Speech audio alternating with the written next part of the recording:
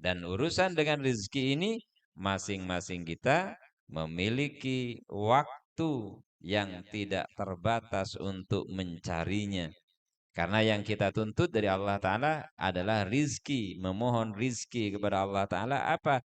Rizki ruhani. Kalau rizki jasmani semuanya dapat. Wah, ada orang kafir, ada orang musyrik, ingkar pada Allah Ta'ala, bermaksiat terus oksigennya ditarik. Tidak ada itu. Mau yang kafir, mau yang mukmin punya O2 lengkap semua, nggak dibeda-bedakan. Nanti yang kafir, yang mukmin detak jantungnya berbeda. Kalau yang kafir misalkan tinggal 40, kalau yang mukmin nanti tetap normal. Enggak begitu. Itu nikmat jasmani. Semuanya dapat. Kalau nikmatul dunya semuanya dapat. Tetapi kalau nikmatul ukhra, nikmat yang bersifat lain, ukhrawi, nikmatul ukhrawi itu yang berbeda kemudian. Tidak semuanya dapat, termasuk nikmat ruhani. Ngerasa nyaman, ngerasa asik, baca Quran. Oh, enggak semua dapat itu. Enggak semua punya itu.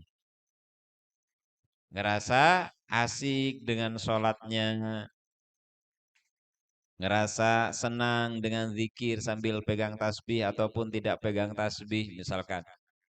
Ketika merasa senang seperti itu, maka itu artinya dia telah diberikan nikmat ruhani oleh Allah Ta'ala.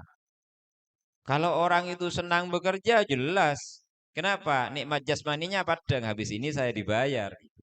Kalau yang gaji harian sama gaji bulanan sama.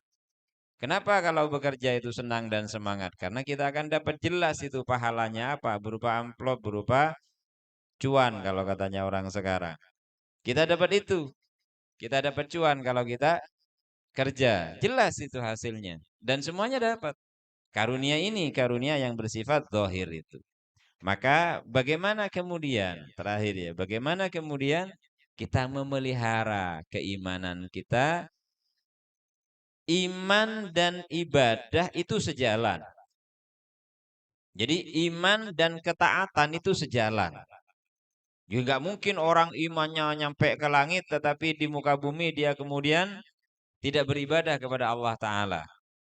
Walaupun ada sekelompok orang yang disebut dengan wali malamatiyah, wali yang tidak menampilkan sisi dohirnya secara ibadah dan secara dohirnya dia sama dengan manusia pada umumnya, tetapi hatinya senantiasa tersambung pada Allah Ta'ala. Itu namanya wali malamatiyah.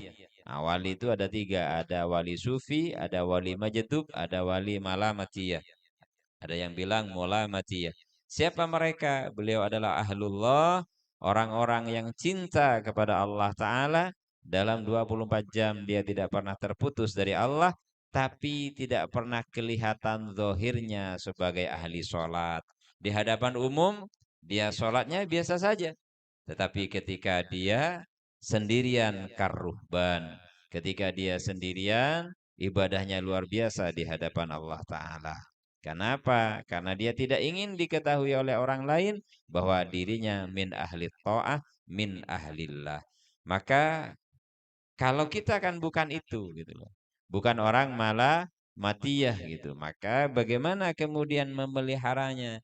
Tambahlah terus ma'rifatullah, pengetahuan kita tentang Allah Ta'ala sampai kita merasakan Allah betul-betul hadir di saat kita mengucapkan inni wajjahtu wajhiya lillati fataras samawati wal ard hanifam muslima wa ma ana minal musyrikin.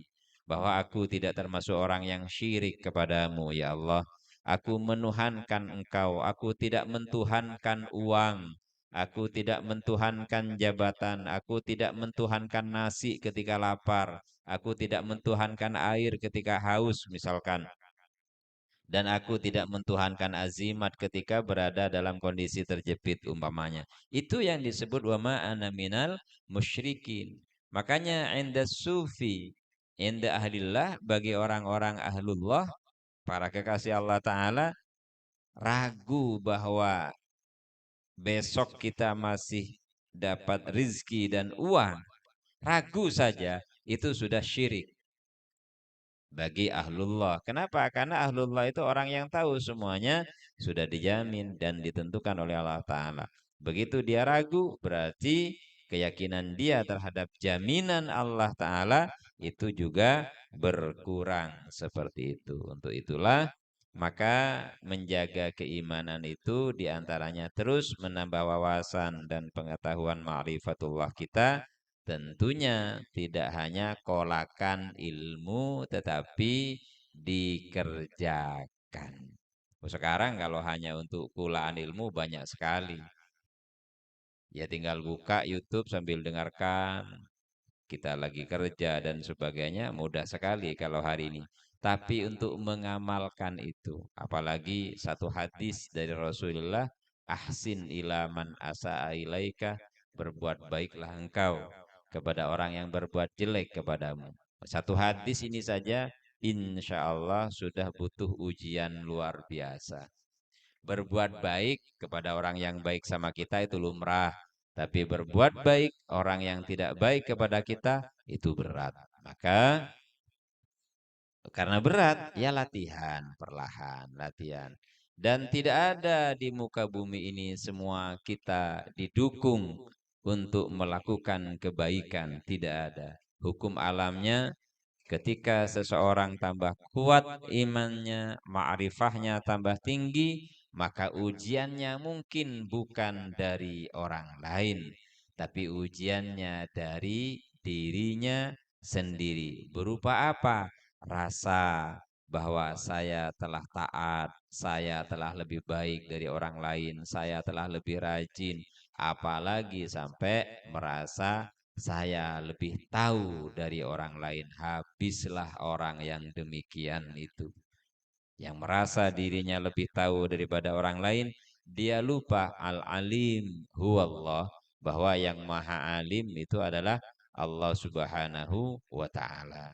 Jadi malam hari ini tema kita adalah bagaimana kemudian menikmati kehidupan itu senantiasa bersama Allah, bahwa taatnya kita pun karena karunia Allah, sehingga ketaatan yang demikian akan mendekatkan diri kita kepada Allah Ta'ala.